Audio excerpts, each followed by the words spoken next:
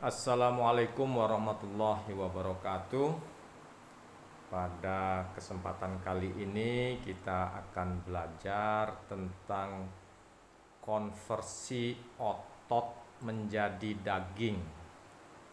Eh, Konten dari materi ini adalah terkait dengan beberapa hal perubahan-perubahan yang terjadi pada ternak ketika ternak disembelih dan segera setelah proses penyembelihan itu. Apa saja yang terjadi pada tubuh ternak tersebut. Nah, ini pemahaman tentang ini sangat penting karena ini menjadi basis atau dasar bagi kita untuk memahami lebih lanjut tentang kualitas dan karakteristik dari daging yang dihasilkan. Nah, oleh karena itu, poin ini menjadi sangat penting untuk dipelajari bersama-sama. Jadi beberapa eh, pertemuan yang lalu sudah disampaikan tentang penyembelihan, persiapan penyembelihan, perlakuan sebelum disembelih, kemudian penyembelihannya bagaimana, dan juga penanganan karkas, ya. Nah, di balik itu semua ada proses penting yang terjadi dalam tubuh ternak ketika disembelih maupun segera setelah penyembelihan itu, ya. Ada beberapa perubahan yang terjadi. Yang pertama, tentu saja ketika ternak itu disembelih, yang terjadi adalah bahwa aliran darah ke seluruh tubuh itu terhenti, ya. Darah berperan penting untuk mengangkut zat-zat yang dibutuhkan oleh tubuh kita, oleh sel-sel dan jaringan tubuh kita.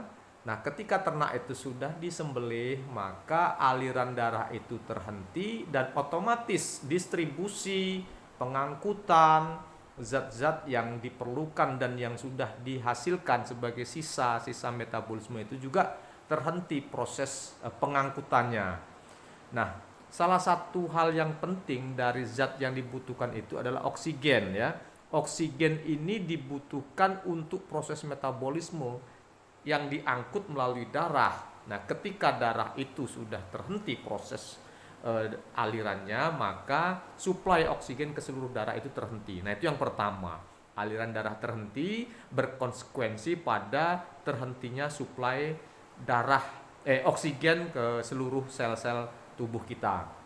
Yang kedua, penyediaan oksigen otot terhenti. Nah, ini sebagai konsekuensi dari suplai oksigen yang juga terhenti.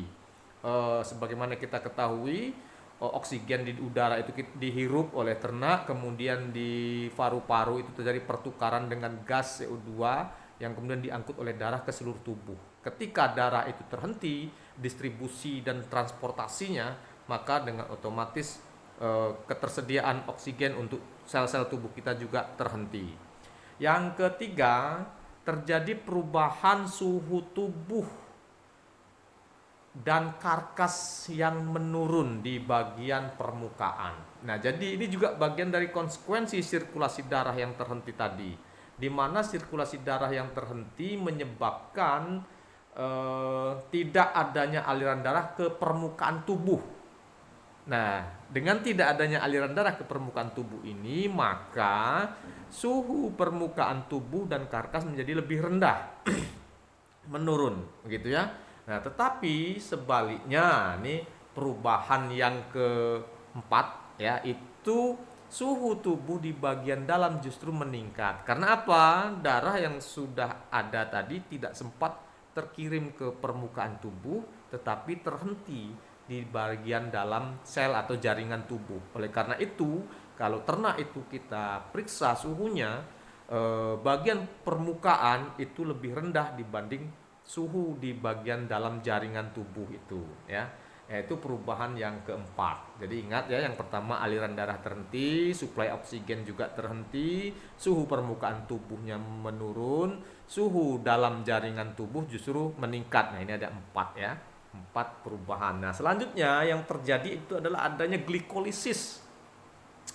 Glikolisis ini merupakan mekanisme normal pada makhluk hidup, khususnya pada hewan dan manusia. Karena apa? Untuk menghasilkan energi, yaitu memecahkan glikogen ya atau karbohidrat menjadi energi. Nah, pada ternak hidup, pada makhluk yang masih hidup, suplai atau glikolisis ini terjadi secara aerob. Artinya memerlukan oksigen. Ketika hidup, oksigen kita disuplai terus, oksigen ternak itu disuplai terus, maka terjadi glikolisis secara aerob. Konsekuensinya apa? Yaitu menghasilkan ATP atau energi yang lebih banyak ketimbang asam laktat. Itu konsekuensi glikolisis aerob ya, aerob. Ketika masih hidup itu aerob.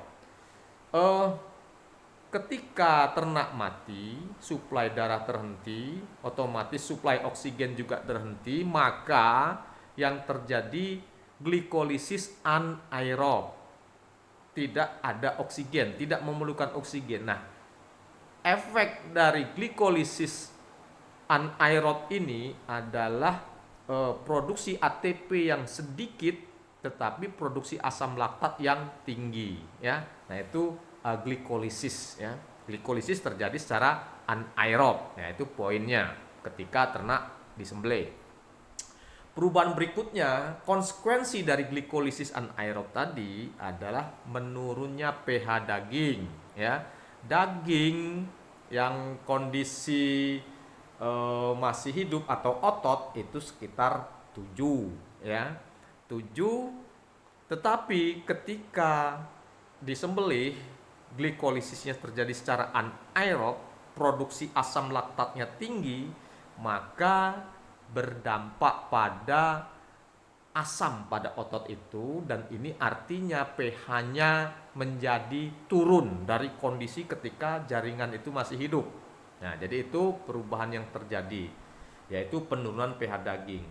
Nah, yang berikutnya, dan ini pasti terjadi, yaitu rigor mortis.